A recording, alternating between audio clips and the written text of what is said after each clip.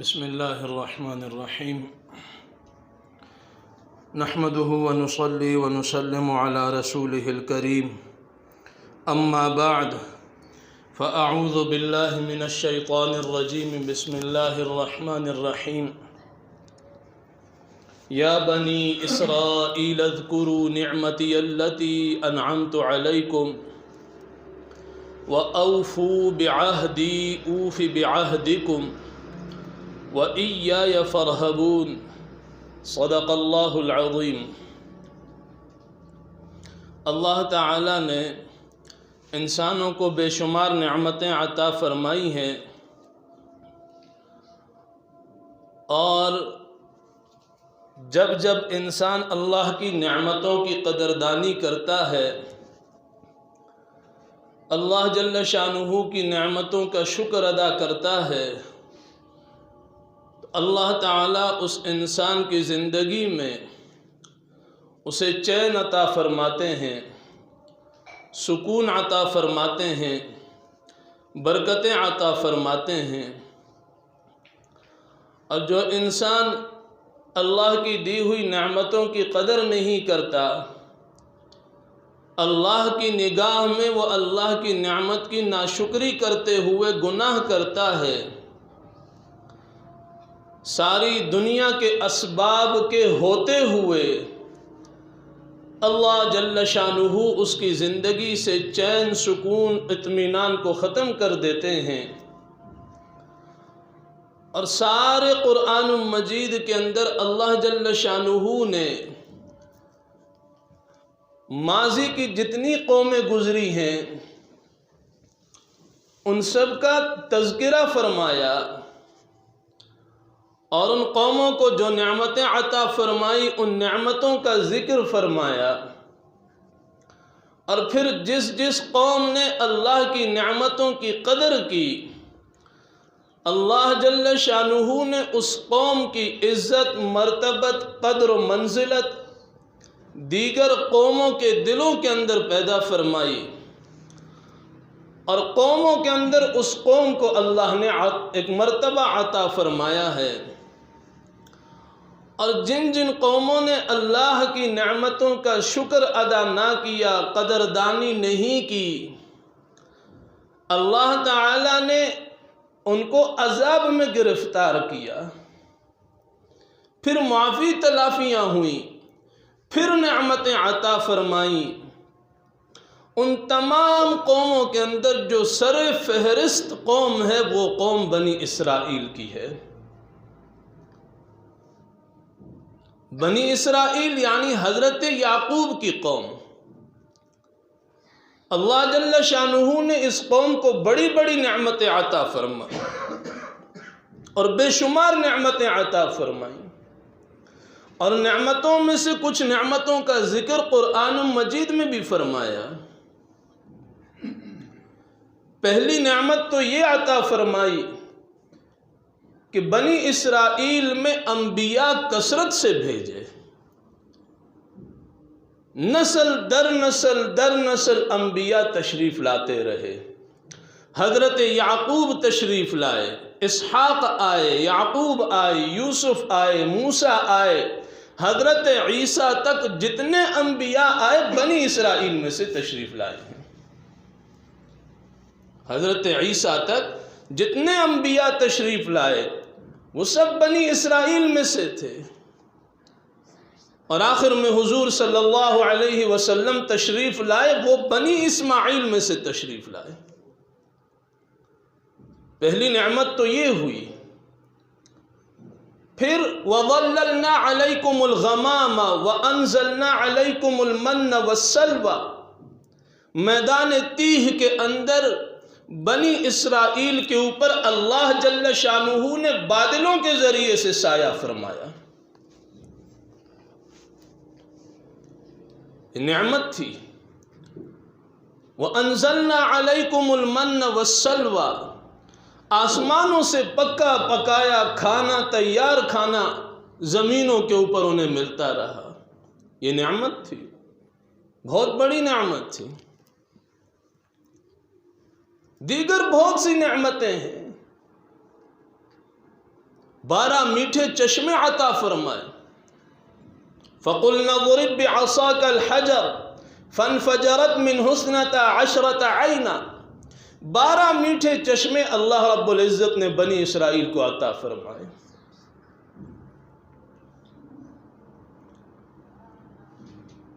اور جب ان نعمتوں کی ناقدری کی، ناشکری کی، اللہ جل شانہ نے چین سکون راحت اور اطمینان سے محروم کر دیا.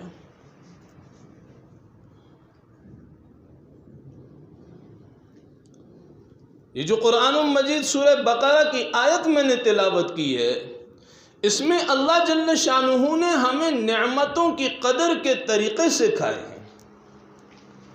کہ ہم نعمتوں کی قدر کس طریقے سے کریں. یا بنی اسرائیل اذکروا نعمتی التی انعمت علیکم. اے بنی اسرائیل، یاد کرو ان نعمتوں کو، میری ان نعمتوں کو جو میں نے تم پر کی. اللہ جل شانہ کی نعمتوں کی قدردانی کا پہلا طریقہ یہ ہے کہ اللہ کی نعمتوں کا تذکرہ کیا جائے، اس کی نعمتوں کو یاد کیا جائے. اللہ جل شانہ نے جو نعمتیں عطا فرمائیں ان نعمتوں کا ذکر کیا جائے. انسان کو اللہ جل شانہ نے کتنی نعمتیں عطا فرمائی ہیں. اچھا، یہ آیت بنی اسرائیل کے لیے تھی، لیکن سبق اس میں ہمارے لیے بھی ہے، کیونکہ قرآن کا حصہ ہے، قرآن کی آیت ہے. سبق ہمارے لیے ہے، سکھایا ہمیں جا رہا ہے کہ میں نے جتنی نعمتیں تمہیں عطا کی ہیں، میری نعمتوں کا ذکر کرو، ان کو یاد کرو، تذکرہ کرو. اذکروا نعمتی التی انعمت علیکم. انسان کو اللہ نے تمام جسم کے اندر جتنی نعمتیں عطا فرمائی ہیں، گھر کے اندر ماں باپ کی نعمت ہے، بہن بھائیوں کی نعمت ہے، کھانے پینے کی نعمت ہے، سونے جاگنے کی نعمت ہے، قضائے حاجت کی نعمت ہے.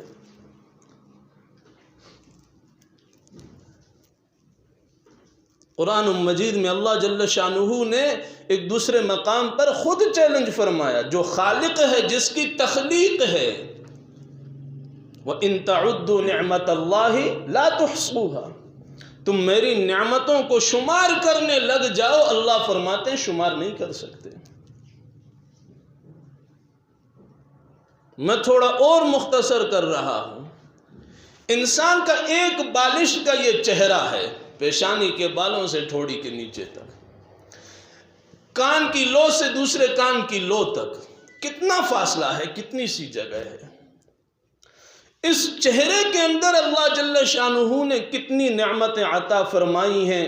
ساری زندگی انسان لگا دے، پین کاپی لے کر لکھتا جائے، لکھتا جائے، لکھتا جائے، اللہ کی اس نعمت کو لکھ نہیں سکتا، نہیں لکھ سکتا.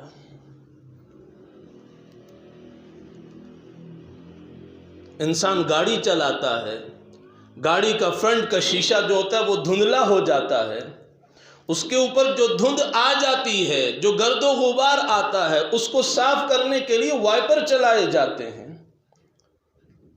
اور کبھی کبھی تو ان وائپروں کی جو ربڑ لگی ہوتی ہے وہ بھی خراب ہو جاتی ہے، گھس جاتی ہے، ختم ہو جاتی ہے. لیکن اللہ جل شانہ نے یہ آنکھوں کے اوپر جو وائپر لگائے ہیں، اس کو کبھی صاف کرنے کا خیال بھی نہیں آتا. خود ہی اللہ انتظام فرماتے ہیں، یہ چلتے رہتے ہیں، ان کے اندر خرابی نہیں آتی. کتنی بڑی نعمت ہے.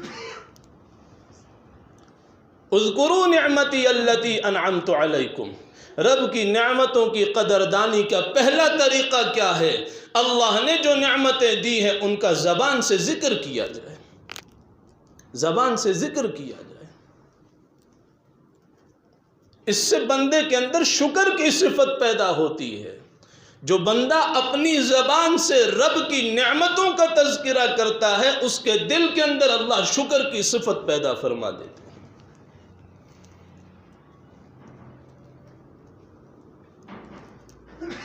اس وقت ساری امت مسلمہ صرف مسلمان نہیں، اس خطے کے مسلمان نہیں، ساری امت مسلمہ، آپ نقشہ اٹھا کر دیکھیں تو ساری دنیا میں تیل اور پیٹرول کی جتنی آمدن ہے وہ سب مسلمانوں کے پاس ہے۔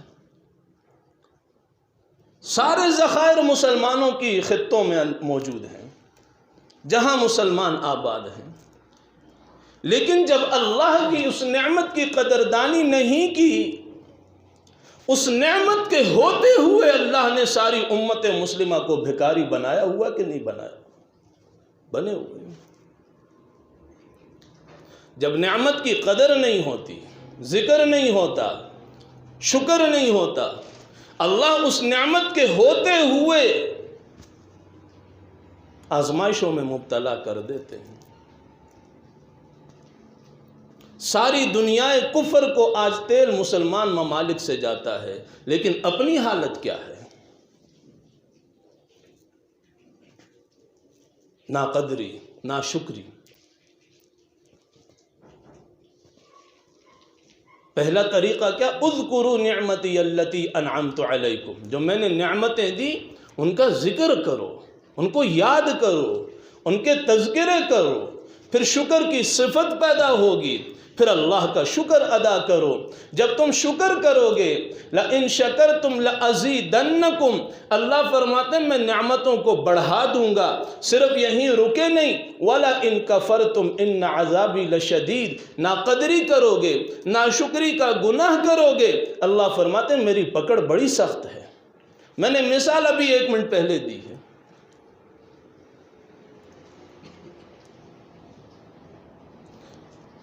اس وقت اس ملک کے اندر، ہمارے ملک کے اندر گیس اتنی مقدار میں موجود ہے کہ آئندہ 200 سال کے لیے پوری ہو سکتی ہے گیس، لیکن جب قدر نہیں ہے،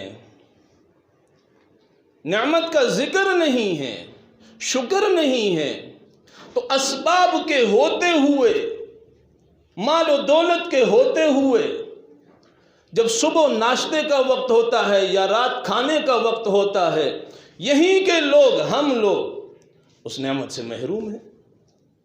شارٹیج ہو گئی ہے، نہیں ہے۔ تو پہلا طریقہ اذکروا نعمتی التی انعمت علیکم واوفوا بعہدی، اوف بعہدکم۔ نمبر 2، بنی اسرائیل سے اللہ نے کیا ارشاد فرمایا؟ میرے ساتھ جو تم نے عہد کیا ہے اس کو پورا کرو، میں نے تمہارے ساتھ جو عہد کیا ہے میں اپنے وعدے کو پورا کروں گا۔ جو تم نے وعدہ کیا تم اسے نبھاؤ، اس کے بدلے میں جو میرا وعدہ ہے میں وہ تمہیں عطا کروں گا۔ امت سے بھی، ہم سے بھی یہی مطالبہ ہے۔ وہ وعدہ کیا تھا؟ وہ عہد کیا تھا؟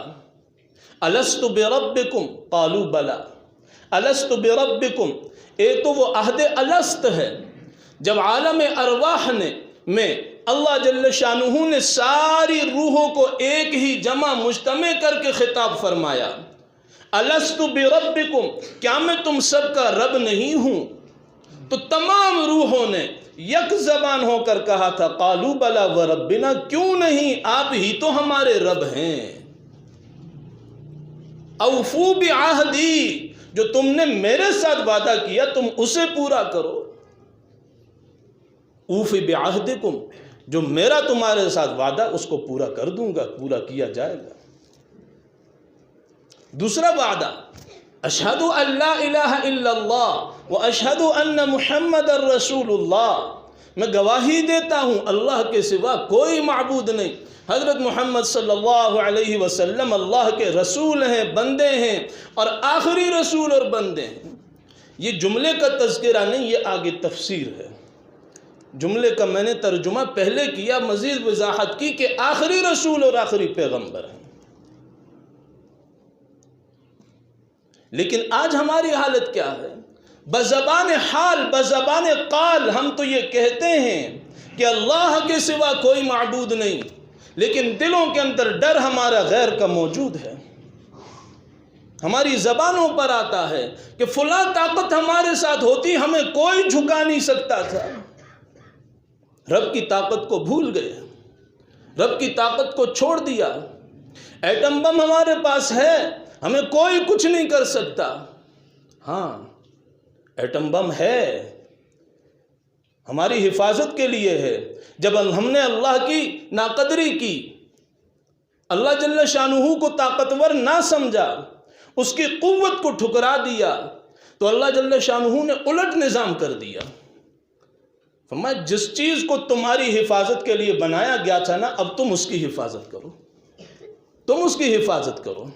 ماہانہ سالانہ کتنے اخراجات ہیں اس چیز کی حفاظت کے۔ اختلاف نہیں، غلط نہیں بنانا، یہ بھی قرآنی حکم کے تحت بنایا گیا۔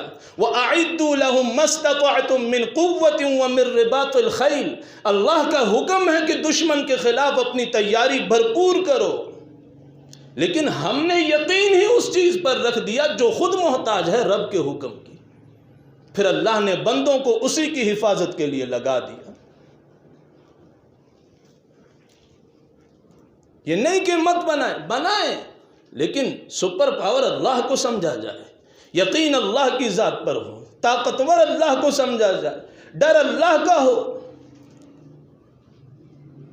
اوفی بعہدکم، میں تمہارے ساتھ کیے ہوئے وعدے کو پورا کروں گا۔